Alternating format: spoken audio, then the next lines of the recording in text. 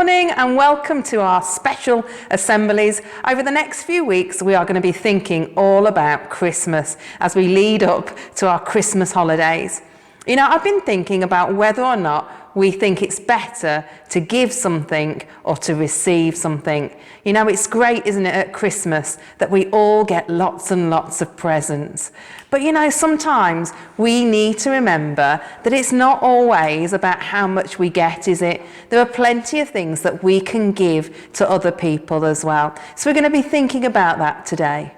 I've got James to help me play a game this morning, and the whole point of this game is to try and get as many of the logos from different things that you see on the television or in the shops, and you have to grab as many as you can as quick as you can. So we are going to try and see who can get the most. So I'm going to put that one there. Okay, so the first one we need to find is PG Tips. Oh, I got it. The next one we're looking for is Heinz, like baked beans. Oh, you got it first. Hey. The next one we're looking for is Airfix. The next one that we're looking for is Coleman's, like the mustard. Oh, you got it first. The next one is The Entertainer. The next one is Aquafresh, the toothpaste. Oh, I got it first. The next one is Pixar. I got that one. Brilliant. Just a few more then. The next one is Marmite. What? Got it. Excellent. Pushing him out of the way there. The next one is Crayola. Oh, that was quick. Last one then. The last one is Teletubbies. Oh, I got it. I got it. Fantastic. How many did you get? 1, 2, 4. I got 6. You know, it's good in that game, isn't it? Because we've got to try and get as many as we can, as quick as we can. You know, it's not very fair, is it, if somebody pushes you out of the way? But this game reminds me that, you know, sometimes we can just be like that at Christmas. We can just try and get everything that we can and think of all the presents that we want and all the things that we want. Maybe your list of presents is like massive of all the things that you're hoping for this Christmas. But, you know, it's not good, is it, just to think about what we can get. Sometimes it's good as well to think about what we can give. I have a lovely story for us this morning, and this story is a little bit sad as well, but it's called The Giving Tree. And in this story we see a tree and his friend who is a little boy. You can see there on the picture, this is the tree. It was a lovely big tree, and he had a best friend. You can see him there, the little boy, and every day after school the little boy would come and spend time with his friend the tree. You know, they would play together, the tree would drop his leaves. You can see the boy there jumping up and down to catch those leaves as they fall from the branches. And they had a wonderful time playing together in the sunshine. Can you see where the little boy is now? Can you see those apple cores falling from the tree and his little shoes at the bottom? You know, he's climbed up into the tree at the top, and the tree would let him eat the apples that he had. And so they had a wonderful time playing together. When it was a hot day, the little boy would swing backwards and forwards from the branches of the tree. You can just see his feet there, can't you, sticking out at the bottom. And when he was tired, he would rest at the bottom of the tree in the shade. And you know, they were best friends. The little boy loved spending time with the tree, and the tree loved spending time with the little boy. Then one day, the tree waited, and he waited, and he waited a long time for the little boy to come back. And he stood there waiting till one day the boy came back. You can see he's not a little boy anymore. He's grown up, hasn't he? And he came back to the tree and he said, what I really want to do is I want to get married to a special girl, but I haven't got any money to buy her a ring. And the tree thought for a moment and said to the little boy, said to the man, if you climb up into my branches, you can get all of my apples, and then you can take them and sell them at the marketplace, and you can use the money to buy yourself a ring so that you can marry your girlfriend. And so that's what he did. He climbed up into the branches and he got all the apples and he went and he sold them. And the tree waited, expecting the little boy or the man to come back again. And he waited, and he waited, and he waited a long time until one day he came back. You can see there, it's been a long time, hasn't it? Because now the little boy's even older.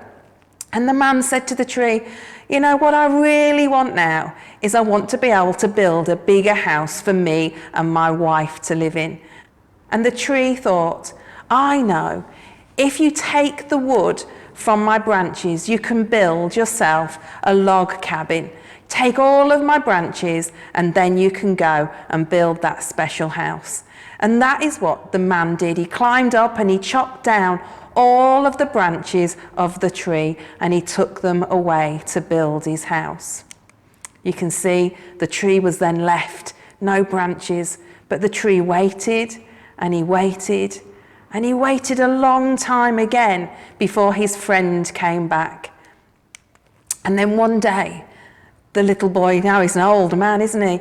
The man came back and he said to the tree, what I would really like is I'd like to be able to go away for a while. I'd like to be able to take some time on holiday just for me on my own. And the tree thought for a moment and he said, I know. You could use my trunk and make a canoe, and you could make the boat, and then you can paddle off down the river to somewhere nice where you can go and have a holiday. And that's what the man did. He chopped down the whole trunk of the tree and took it away to make himself the canoe. You can see there the tree now is just a stump, isn't it? But the tree waited and he waited. And he waited a long time again for his friend to come back. And then one day he came. You can see how old he is now. And the tree looked at his friend and he said, I don't have anything else that I can give you. I don't have any apples. I don't have any branches. I don't have a trunk. I have nothing else that I can give you. And the tree was sad. And his friend, the man, he said, well, I'm not wanting to go on holiday. I've got nothing else that I need to build or buy. All I need now is a place to sit down. And the man sat down on the stump of the tree and had a rest. There are a few things that I think of when I read that story. It is clear, isn't it, that the tree really liked the little boy because he kept giving and giving and giving until he'd given everything that he had. And when I think about the boy as well, we do think, don't we, like the boys and girls said, that he is being a little bit selfish because he doesn't really care about what he is taking. He just keeps getting what he wants. But when I also think about that story, it makes me think of other things as well.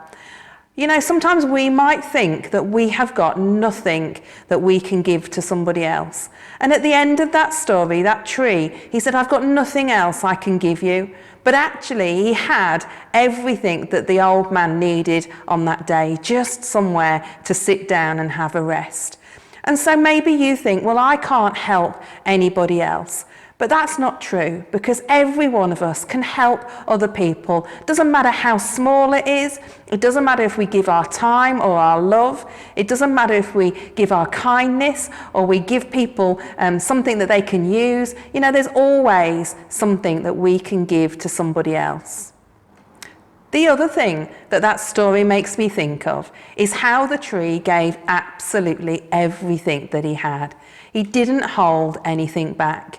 And when we think about Christmas, we are reminded, aren't we, how Father God gave absolutely everything to us as he gave us his son, Jesus. He sent the most amazing gift into the world for you and for me. He didn't hold him back. He didn't say, I'll give them everything else, but I won't give them my son. He chose to give us the most important, precious thing that he had. And when I think about that, it reminds me how much God loves us. It reminds me how special Christmas is. And it reminds me how blessed we are that we all have the gift of Jesus at Christmas time. I love being able to give things to other people, and every year we like to pack the shoe boxes for boys and girls all around the world. These are 2 that are ready to go to be processed, and then we go to the processing place in Oldbury and help them to sort the boxes and send them off to all of the countries. It's a really wonderful thing to do at Christmas, to get involved with giving to somebody else. I thought it would be great over the next few weeks as we think about giving to be able to give something as a school. And so I was having a look to see what we could do. And I found something that we could give each week to people all around the world that need our help. And this is the first gift that we're sending this week. We've sent this one this week already. Now, I've got this back. This is a little card telling us what we've given, okay? So you'll see it come up on the side of the screen, and it says this. I'll read it to you. It says, "Thank you, Old Church C of E Primary School, Darlaston, for feeding a hungry baby. Your small gift will save a life." And it says this, it says, feed a hungry baby. You know, what we've done this week is we have brought some food for a baby in the world who hasn't got enough food to eat. And you can see the picture there that we've been sent. Now, this gift will make sure that a hungry baby somewhere in the world will get food at this special time. And we have sent that as a school. Isn't that fantastic that we can give something? And it was a tiny, tiny amount of money that we needed to give to be able to feed this hungry baby. And so it's wonderful that we can do that as a school. So that's the first gift that we've given as part of our special giving assemblies this Christmas. We have fed a hungry baby in the world. I've chosen a little Christmas poem for us today, which just reminds us about giving.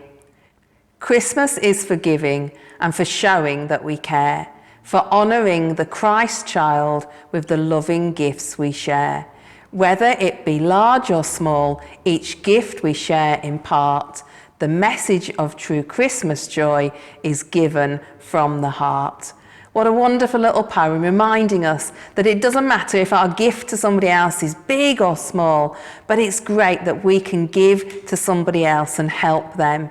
You know, it's not just about receiving, is it? It's about making sure that we can give and help somebody else as well.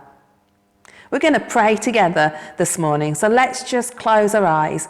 And as we pray today, we're remembering that Father God has given us the most important gift ever, his son, baby Jesus. Let's just pray together. Let's close our eyes.